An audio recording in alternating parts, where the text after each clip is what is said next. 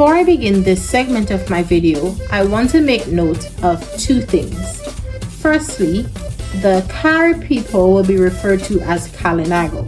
As a matter of fact, French missionary Raymond Breton, when he visited Dominica in 1642, stated that the Caribs referred to themselves as Kalinago, referring to men, and Kaliponan, referring to women.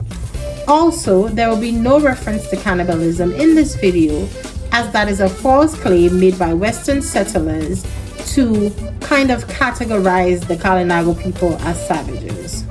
With that being said, let's hop into our video. So, the Amerindian people migrated to the Caribbean from South America. Some of my sources say they came from Guyana. Those Amerindian people were the, and excuse my pronunciation, the Siboney, the Taino, aka Arawaks, and the Kalinago people.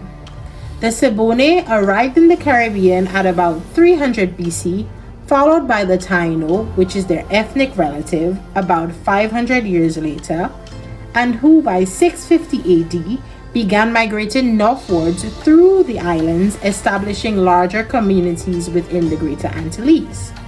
Moreover, Amerindians lived in Dominica for about 1,500 years before Columbus saw the island on November 3rd, 1493. Arawaks lived in Dominica, and then came the Kalinago people, who again migrated from South America. As a matter of fact, and contrary to what the Eurocentric sources that I will identify have said, Kalinago people were still arriving in Dominica at the time of Columbus's landfall. They were also in the process of establishing control over territory and communities occupied by the Taino people in the Lesser and Greater Antilles. However, contrary to what I've just said, one Eurocentric source stated that when Columbus arrived in Dominica, pre-Columbian populations were sparse due to several factors. One of these factors is the ruggedness of Dominica's terrain. It is said that the Kalinago people preferred locating their villages near a river on the coast of an island with gardens in the forest. However, this would have been challenging to achieve in Dominica due again to the ruggedness of our coastal terrain. Nonetheless, contrary to what this source says, the Kalinago people remained a constant force against Western colonization while successfully creating partnerships when necessary.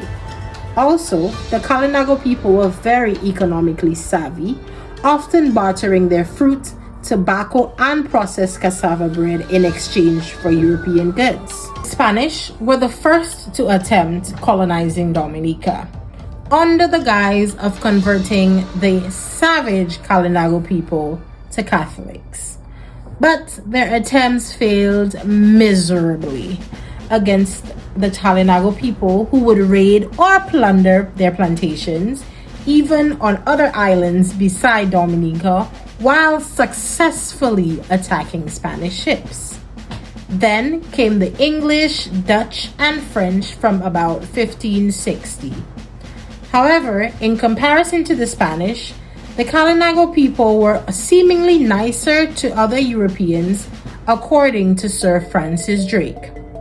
In his journal, Sir Francis Drake states, and I quote, "From hence, putting over to the West Indies, we were not many days at sea, but there began amongst our people some mortality, as in few days there were dead above 200 or 300 men, and the island of Dominica, the same being inhabited with savage people, who do admit little conversation with the Spaniards, acted very kindly with us for those few hours of time which we spent with them, helping our folks to fill and carry on their bare shoulders fresh water from the river to our ship's boats, and fetching from their houses great store of tobacco, and also a kind of bread which they fed on, called casado."